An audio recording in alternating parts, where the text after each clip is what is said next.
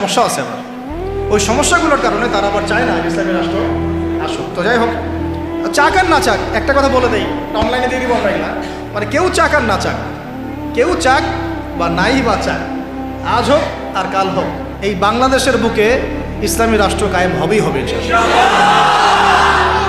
কেউ এটাকে বদলাইতে পারবে না। কেন পারবে না বলেন? কেন পারবে না?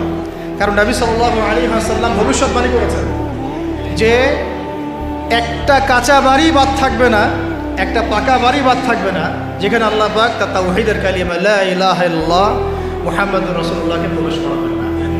ওরা যে বলছেন অখণ্ড ভারত হবে, হ্যাঁ অখণ্ড ভারত হবে ঠিকই, তবে সেটা হবে কিসের? ইসলামের এবং তাওহীদের কালিমা লা ইলাহা ইল্লাল্লাহ মুহাম্মাদুর রাসূলুল্লাহ। অপেক্ষা করতে থাকো, তোমরা অপেক্ষা করতে থাকো। ফান্তাজিরু ওয়া ইন্না মাআকুম মিনাল মুনতাজিরিন। কোনো সমস্যা নাই, কিন্তু এটা হবেই হবে ইনশাআল্লাহ।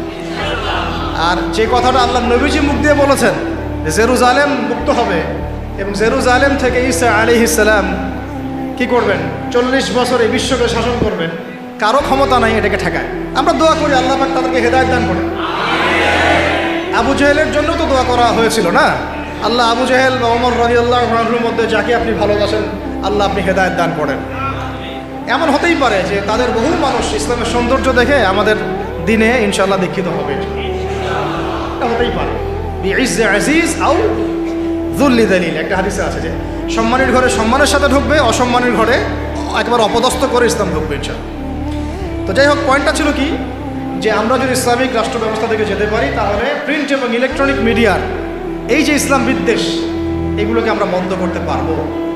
তখন আমরা ইনসাফ প্রতিষ্ঠা করতে পারবো এবং সত্য মানুষের কাছে প্রচার করতে পারবো। 11 হচ্ছে সমস্ত সামাজিক অশ্লীলতা, যেমন বেপরদামি, কিশোর গ্যাং, মাদকের আকড়া, জুয়ার আকড়া, এগুলোকে আপনি বন্ধ করতে পারবেন না যদি ইসলামিক রাষ্ট্র ব্যবস্থা না হয়।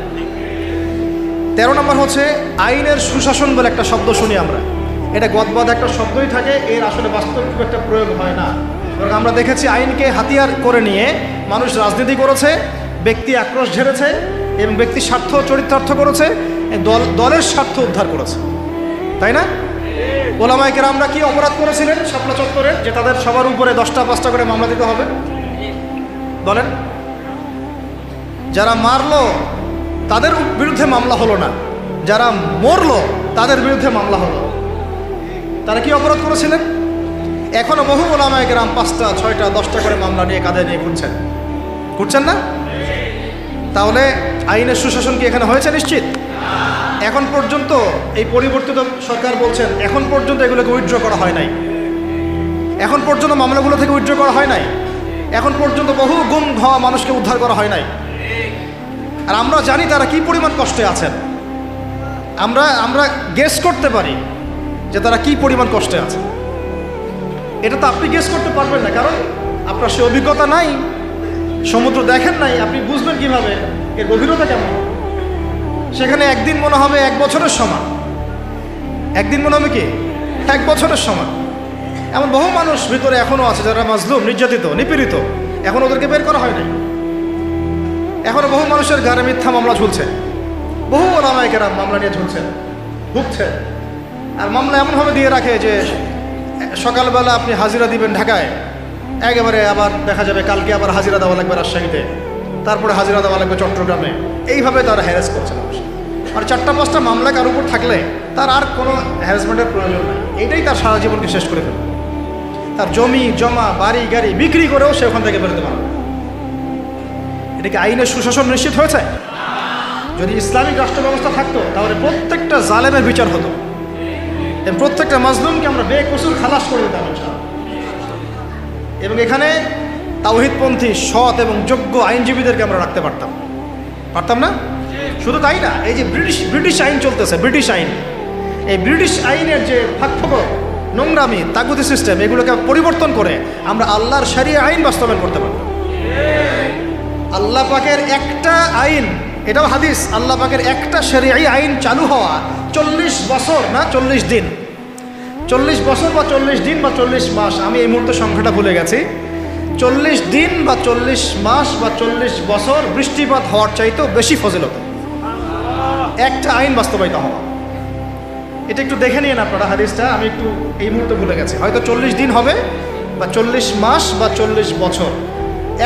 এই যে বৃষ্টিপাত আল্লাহর পক্ষ থেকে রহমতের বৃষ্টি, যেটা দিয়ে জমিন সবুজ শ্যামল হবে, এর চেয়ে বেশি ফজিলতের যে আল্লাহর জমিনে একটা আল্লাহ পাকের আইন বাস্তবায়িত হচ্ছে। আচ্ছা, 13 নম্বর হচ্ছে খুব জরুরি পয়েন্ট, সমস্ত অপরাধের বিচার এবং আইনের যে সুশাসন এটা নিশ্চিত করা সম্ভব, সমস্ত অপরাধগুলোর বিচার করা সম্ভব ইনসাফের সাথে, শরীয়ত আইনের সাথে এবং আল্লাহর বিধানের অনুকূলে, যেটা ইসলামিক স্টেট না থাকলে কখনোই সম্ভব না। 14 নম্বর হচ্ছে হুদুদ এবং কিসাস কায়েম করা সম্ভব হবে না। কি বললাম? হুদুদ এবং কিসাস কায়েম করা সম্ভব হবে না যদি ইসলামী রাষ্ট্র ব্যবস্থা না থাকে। যদি থাকে তাহলে আপনি হুদুদ কায়েম করতে পারবেন, কিসাসও কায়েম করতে পারবেন।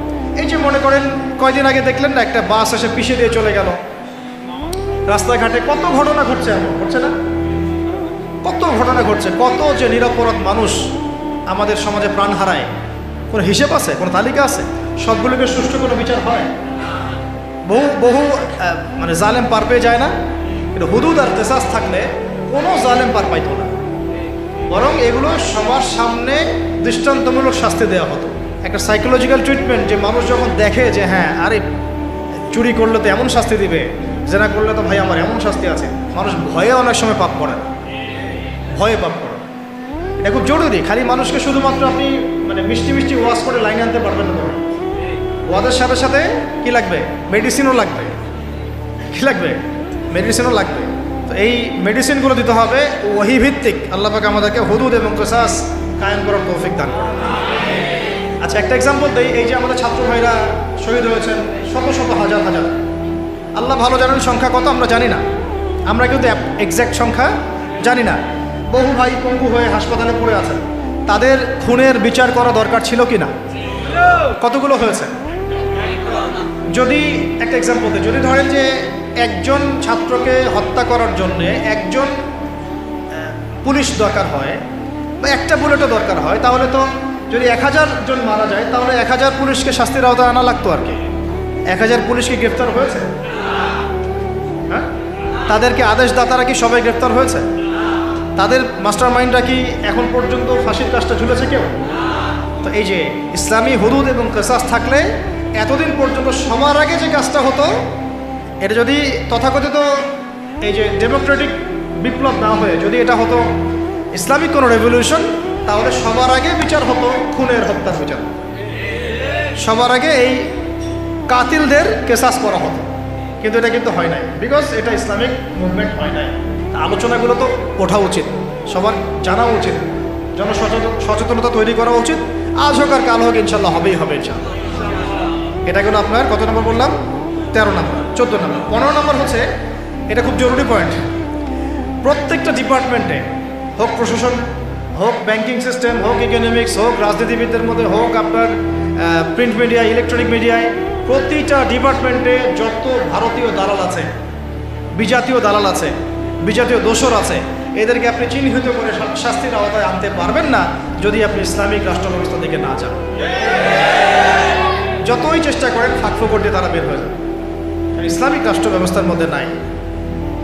তো তারা এখানে ফাঁকফোকর খুঁজবে, পেয়েও যাবে, পারবেও যেতে পারে। যেমনটা বিগত সময় হয়েছে না? বিগত সময় তো অনেক অপরাধী পার পেয়ে যায় নাই, গিয়েছে। সবার কি বিচার হয়েছে? হয় নাই। আল্লাহ পাক আমাদেরকে বোঝার তৌফিক দান করেন। 16 নম্বর হচ্ছে, এটা যদি একবার বলেছি আবার রিপিট হচ্ছে, যে গরিব মানুষের অধিকার নিশ্চিত করা যাবে। গরিবের অধিকার নিশ্চিত করা যাবে ইনশাআল্লাহ। শুধু গরিব না, জন্তু জানোয়ারের অধিকার পর্যন্ত নিশ্চিত করা যাবে ইনশাআল্লাহ। পশু পাখি জন্তু জানোয়ারের অধিকার পর্যন্ত নিশ্চিত করা যাবে ইনশাআল্লাহ। ওমর রাদিয়াল্লাহু আনহু বলতেন যে আমি ভয় পাই যে আমার রাষ্ট্রে বা আমার রাজ্যে যদি ওই ইরাকের, সুদূর ইরাকের ফোরাত নদীর তীরে কোনো ছাগলের বাচ্চাও যদি না খেয়ে মারা যায়, আমি ভয় পাই যে আল্লাহ পাক সেই জন্যও আমাকে জবাবদিহি করাবেন। এটা ছিল ইসলামী খেলাফা। এটা ছিল কি? ইসলামী খেলাফা। তিনি দাঁড়িয়ে ভাষণ দিচ্ছেন, আর সাহাবীরা কেউ কেউ বলছেন আপনার গায়ে 2টা কাপড় কেন, আমাদের গায়ে 1টা করে কাপড়, আপনার গায়ে 2টা কাপড় কেন? এই জবাবদিহিতা অন্য কোন গভর্নমেন্ট দিয়েছে বিশ্বের মধ্যে?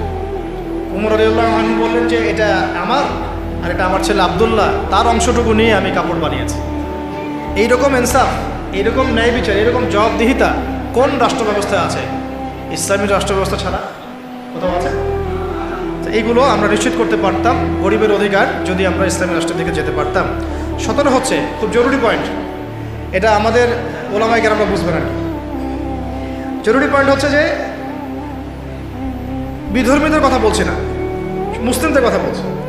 মুসলিমদের ধর্মীয় যে আমল, আকিদা, উসুল, মানহাজ, এই যে বিষয়গুলো আমাদের মধ্যে আছে, এখানে উদ্দেশ্য প্রণীতভাবে বহু ইখতিলাফ ঢুকিয়ে দেওয়া হয়েছে।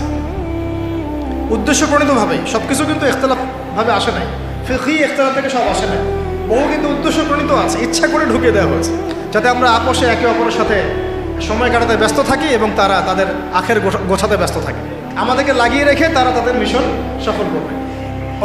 অনেক বিষয় কিন্তু শুধু ধর্মীয় না, বরং অনেক কিছু রাজনৈতিক বিষয় আছে, এখানে পলিটিক্স আছে এখানে। তো এখানে পয়েন্টটা হচ্ছে ইসলামী রাষ্ট্র ব্যবস্থা থাকলে ধর্মীয়, মুসলিমদের মধ্যে যে ধর্মীয় বিভাজন, যে ইখতিলাফ, যে আকিদা, আমল, মানহাজ, মুসুলগত যে পার্থক্যগুলা, এইগুলো আমরা আস্তে আস্তে আস্তে আস্তে কমিয়ে ফেলতে সক্ষম হতাম, অথবা কমিয়ে ফেলতে সক্ষম না হলেও আমরা এটাকে একেবারে সংকুচিত করতে সক্ষম হতাম।